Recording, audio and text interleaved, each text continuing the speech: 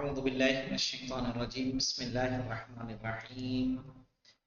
ہماری گفتگو چل رہی تھی ہاتھ کے دھلنے کے بارے میں، اس میں ہم نے پہلے اپنی رائے جان لی، اس کے بعد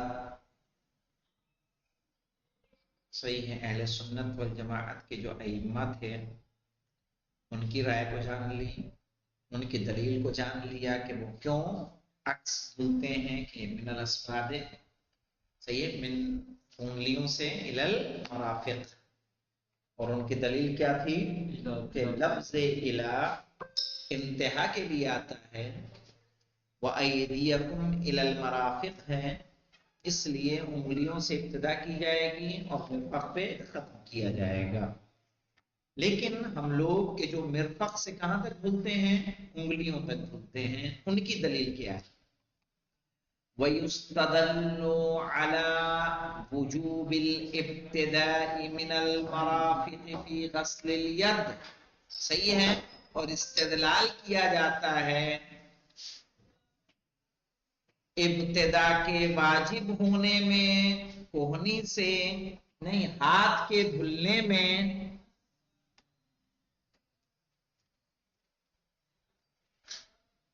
کوہنی سے ابتدا کے اوپر،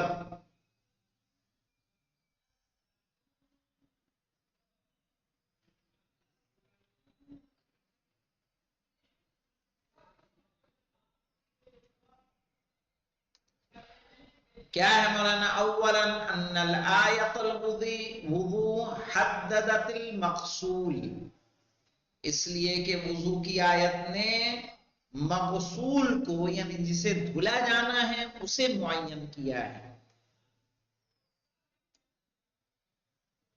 یعنی کیا مطلب مولانا مغسول کو معین کیا ہے؟ یعنی مقدار الید، ہاتھ کی مقدار کو معین کیا ہے، صحیح ہے نا؟ صرف ولا تعرض لها لکیفیت الغسل، اور اس نے کیفیت غسل کو پیش نہیں کیا ہے۔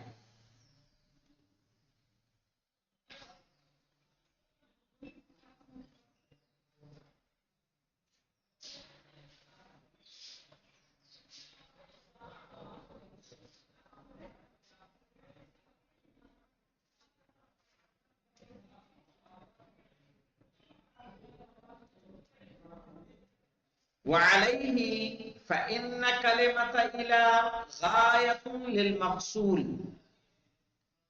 تو اس بنیاد پر لفظ الہ بھولے جانے کی غایت ہے،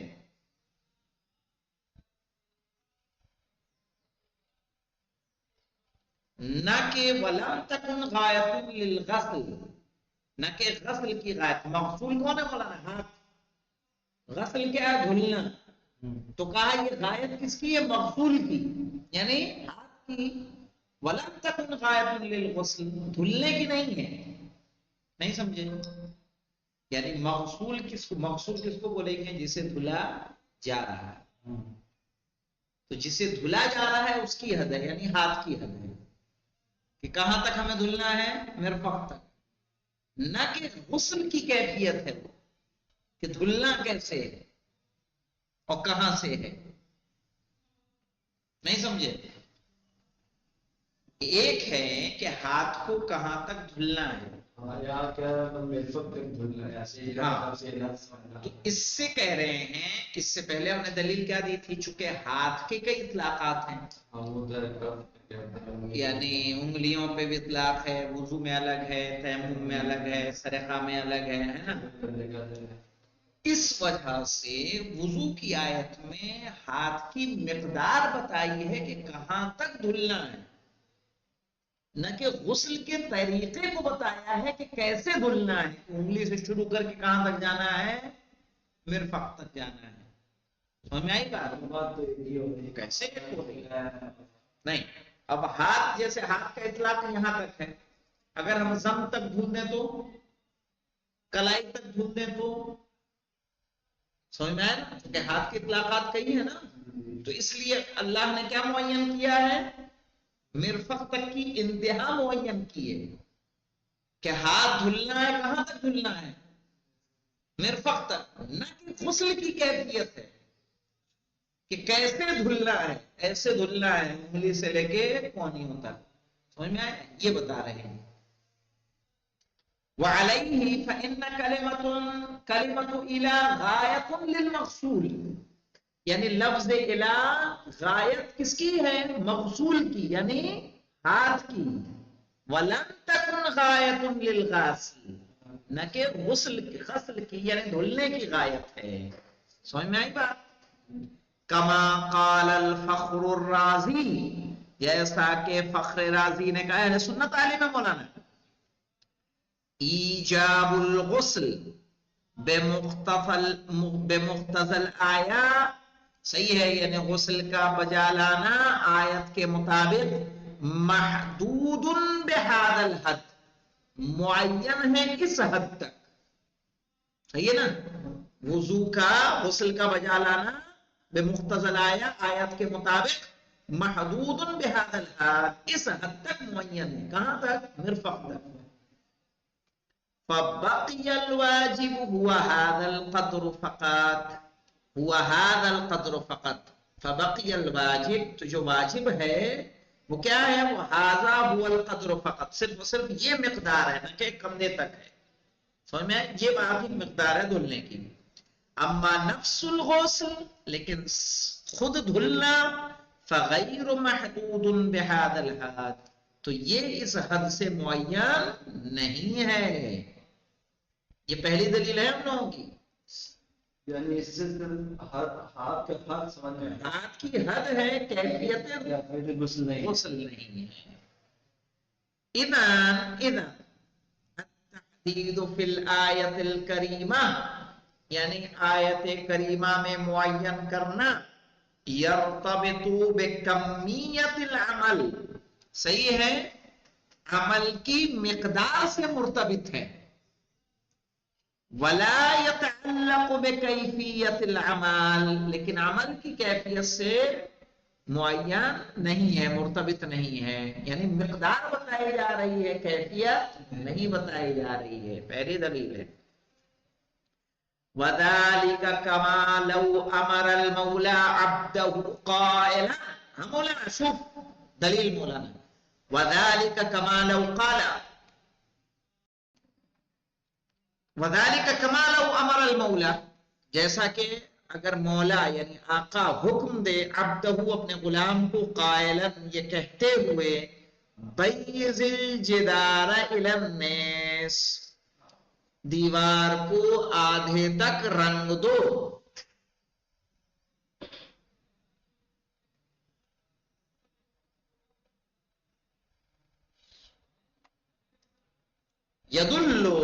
یدل الامر، تو یہ بات دلالت کرتی ہے، ان المقدار الذي لا بد من تبعیضه هو هذا الحد، یعنی وہ مقدار جسے کلر کرنا ہے وہ اس مقدار تک ہے، نہ کہ کیفیت لون. تلوین نہیں ہوتا نا، کیسے فیڈ کرنا ہے وہ نہیں بتایا جاتا ہے، یہاں تک کرنا ہے تمہیں.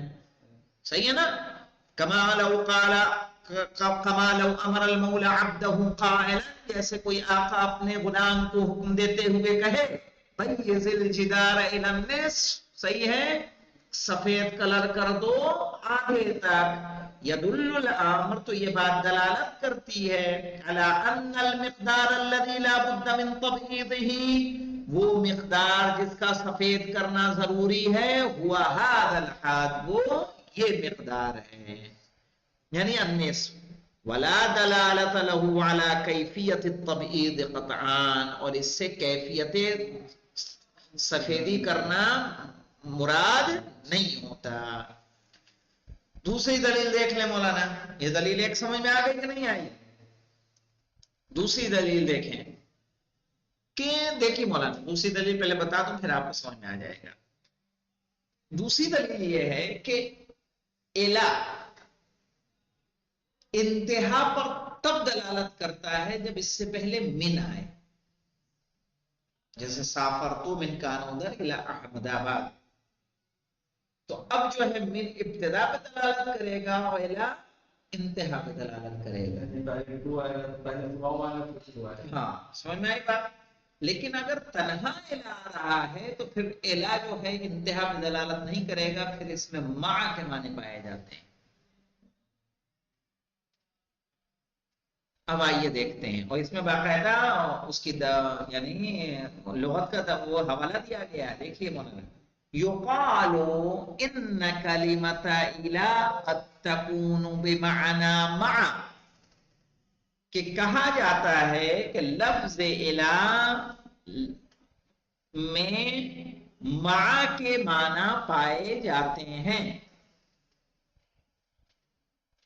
یقال ان کلمۃ الہ قد تکون بمعنی مع، کہا جاتا ہے کہ لفظ الہ میں مع کے معنی پائے جاتے ہیں۔ فلا تدل علی الانتہاء مطلقا، تو یہ مطلقاً انتہا پر دلالت نہیں کرتا، ایسا نہیں کہ الہ آ گیا تو انتہائی مراد ہوگی، نہیں، اس کے معنی ایک اور کون ہے، مع کے ہیں، تو کبھی مع بھی ہو سکتا ہے اور کبھی الہ بھی ہو سکتا ہے۔ فلا تدل علی الانتہاء مطلقا، تو یہ مطلقاً جو ہے انتہا پر دلالت نہیں کرتا ہے۔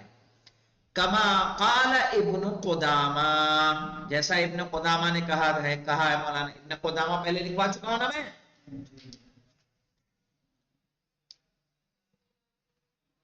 ملا؟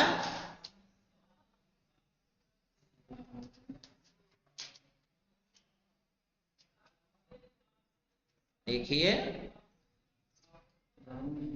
ارے ہے مولانا، میں نے لکھوایا، مجھے یاد۔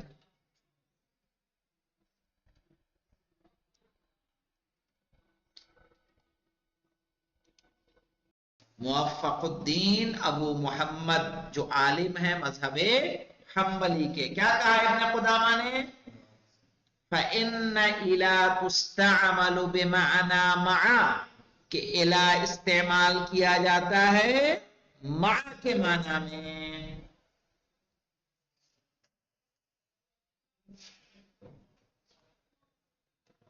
اب یہاں مولانا کچھ حوالے دیے گئے ہیں قرآن کریم سے۔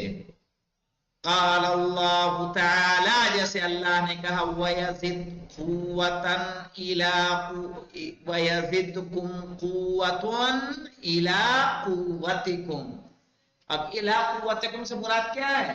یعنی تمہاری قوت کے ساتھ ایک اور قوت کا اللہ کیا کرے گا؟ اضافہ کرے گا۔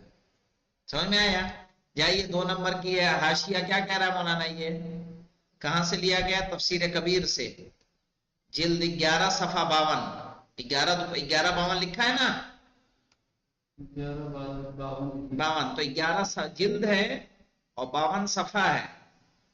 اب اوپر جو لکھے کتاب تفسیر کبیر، وَيَزِدْكُمْ قُوَّةٌ إِلَىٰ قُوَّتِكُمْ أَيْ مَعَ قُوَّتِكُمْ، یعنی تمہاری قوت کے ساتھ ایک قوت کا اضافہ کرے۔ اب یہاں دیکھیے وَلَا تَأْكُلُوا أَمْوَالَهُمْ إِلَىٰ أَمْوَالِكُمْ،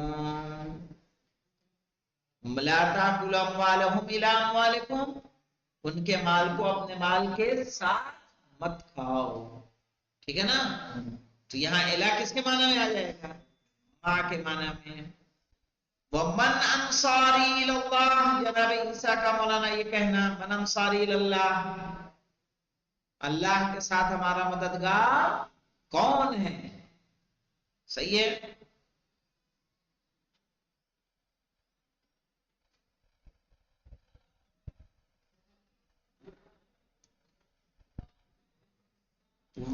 فَكَانَ فِعْلُهُ النَّبِيُّ صلی اللہ علیہ وآلہ مُبَيِّنًا، اور اسی طرح جو ہم نے حدیث نقل کی تھی مولانا جس میں رسول کی وضو کی کیفیت ذکر کی گئی تھی، وہ عمل نبی واضح دلیل ہے۔ صحیح ہے؟ اس میں ہے نا کہ علی نے، رسول نے کہاں ڈالا؟ کوہنی پہ ڈالا اور اسے انگلیوں تک دھلا۔ وَقَوْلُهُمْ اِنَّ إِلَىٰ لِلْغَایَةِ، اور ان کا یہ کہنا کہ الہ کس کے لیے آتا ہے؟ غایت کے لیے آتا ہے۔ قلنا، تو ہم کیا کہیں گے مولانا؟ جواب کیسے دیں گے؟ کہا وَقَدْ تَكُونُ بِمَعْنَى مَعَ، یہ کس کے معنی میں ہو سکتا، کبھی کبھی ہوتا ہے مع کے معنی میں۔ وَيُوَكِّدُهُ مَا يُمْكِنُ أَن يُقَالَ، اور اس کی تاکید کرتا ہے جو ممکن ہے کہ کہا جائے ان کلمۃ الہ، کہ لفظ الہ انما تدل على الانتهاء اذا كان البيان مبتدأ بكلمة من. مولانا کہ بے شک لفظ الہ انتہا پر دلالت تب کرتا ہے جب بیان شروع ہو لفظ من سے، وَإِلَّا فَلَا دَلَالَةَ عَلَيْهِ، اور اگر من سے شروع نہیں ہے تو اس پر انتہا پر اس کی دلالت نہیں ہوگی. کما ان فی تلک الآیات ذکرت کلمت الہ بدون کلمت من، جیسا کہ ان آیتوں میں کہ جہاں لفظ الہ بنا لفظ من کے آیا. اوپر جو ہم نے آیتیں ذکر کی مولانا اس میں من تو نہیں تھا، اسی لیے وہاں من میں ابتدا الہ سے انتہا کے معنی سمجھ میں آئے کہ مع کے معنی سمجھ میں آئے، مع کے معنی سمجھ میں آئے ہیں. فتکون بمعنی مع، تو اس طرح سے یہ الہ کس کے معنی میں ہو جائے گا؟ مع کے معنی میں ہو جائے گا. ولا تدل على الانتهاء، اور یہ انتہا پر دلالت نہیں کرتا. ومن حسن الحظ، اور اتفاق سے مولانا، ان فی الآیت الوضوء ایضا ذکرت کلمۃ وحدها فتكون بمعنى مع، کہ آیت وضو میں بھی لفظ الہ تنہا آیا ہے بنا من کے آیا ہے، اس لیے کس کے معنی میں ہوگا؟ مع کے معنی میں ہوگا.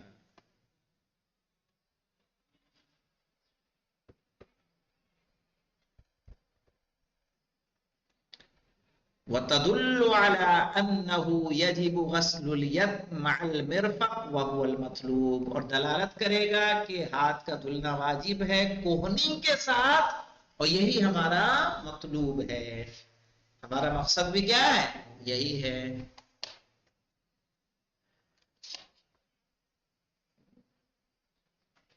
وَكَذَلِكَ كَلِمَةُ إِلَى الْمَذْكُورَةِ فِي تَحْدِيدِ الرِّجْلِ إِلَى الْكَعْبَيْنِ، صحیح ہے. اور اسی طرح سے لفظ الہ جو ذکر ہوا ہے پیر کو معین کرنے میں إِلَى الْكَعْبَيْنِ، وَامْسَحُوا بِرُؤُوسِكُمْ وَأَرْجُلَكُمْ إِلَى الْكَعْبَيْنِ، صحیح ہے نا. تو کہا اسی طرح سے وہ جو لفظ الہ آیا ہے کس کو؟ پیر کو معین کرنے میں، إِلَى الْكَعْبَيْنِ تک. لا تدل على کیفیت الغسل، دلالت نہیں کرتا غسل کی کیفیت پر. وعلیہ لم یلتزم احد من القائلین بغسل الرجلین، اسی لیے کوئی کسی نے نہیں کہا کہ پیروں کو دھلنا لازم ہے. ان الغسل هناك يبتدئ من الاصابع وينتهي الى الكعبين، کہ غسل شروع ہو کہاں سے مولانا؟ انگلیوں سے اور کعبین تک. یہ بات کسی اہل سنت عالم نے بھی نہیں کہی. سمجھ میں آئی بات؟ وہ دھلتے ہیں تو کیسے؟ پیر سے دھلتے ہیں کہ اوپر سے دھلتے ہیں؟ کہیں سے بھی دھلتے ہیں. ایسا تو نہیں کہ انگلیوں سے شروع کرتے ہیں اور وہاں تک آتے ہیں. تو کہا جب ہاتھ میں آپ اس طرح سے وہ کہہ رہے ہیں تو پیر میں بھی کر دیا. ٹھیک ہے. وعلیہ لم یلتزم احد من القائلین بغسل الرجلین، جو لوگ کہتے ہیں کہ پیروں کو دھلنا ہے وہ بھی اس چیز کو لازم نہیں جانتے. ان الغسل هناك يبتدئ من الاصابع وينتهي الى الكعبين، کہ غسل بھی شروع ہو کہاں سے؟ انگلیوں سے، انگلیوں سے، اور ختم ہو کہاں تک؟ کعبین تک. لأن الآیت انما تكون في جهة بیان کمیت العمل، اس لیے کہ آیت یہاں بھی کیا کر رہی ہے؟ کمیت عمل بتا رہی ہے، مقدار عمل بتا رہی ہے کہاں تک مسا کرنا ہے. ولم تکن فی جہت بیان کیفیہ، اس وہاں پہ کیفیت بیان نہیں کی جا رہی ہے. ومن الطبیعی ان الکیفیہ تتخذ مناہجها من النصوص، صحیح ہے، تتخذ مناہجها من النصوص، اور فطری چیز ہے کہ کیفیت غسل کو کہاں سے لیتے ہیں؟ نصوص سے لیتے ہیں. طریقے کو، منہج کو کہاں سے لیتے ہیں؟ نصوص سے، یعنی احادیث سے لیا جاتا ہے. اب بچتا ہے ثالثاً جو انشاءاللہ کل پڑھ لیا جائے گا مولانا. پڑھنا تو وہاں بھی ان کو کیا کرنا چاہیے؟ کہاں پہ دھلنا چاہیے؟ انگلی سے شروع کر کے اس میں، لیکن ایسا وہ نہیں کرتے ہیں. صحیح ہے، ہاتھ میں کرتے ہیں ایک جگہ نہیں کرتے ہیں. ہاں، تو یہ دونوں دلیلیں سمجھ میں آ گئی نا. انشاءاللہ اس سے آگے پھر پڑھا جائے گا. والحمدللہ رب العالمین.